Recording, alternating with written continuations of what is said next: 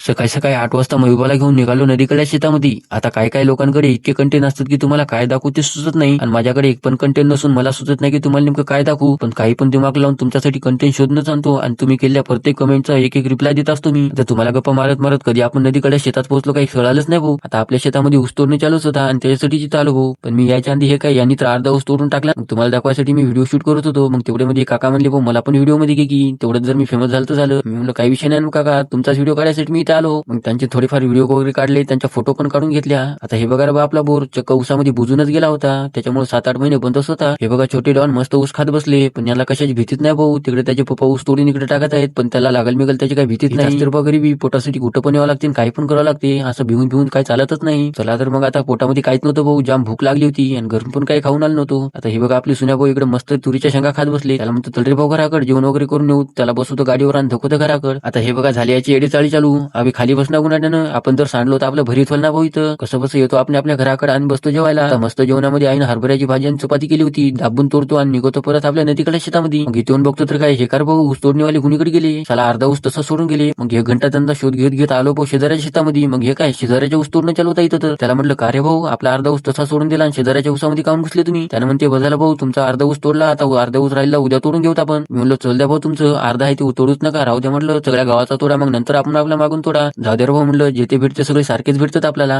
तर पब्लिक आता इथून पुढे काय करते ती पुढच्या व्हिडिओ मध्ये बघू. आता पुढचा व्हिडिओ बघण्यासाठी आपला फॉलो नसेल केलं तर फॉलो करून घ्या.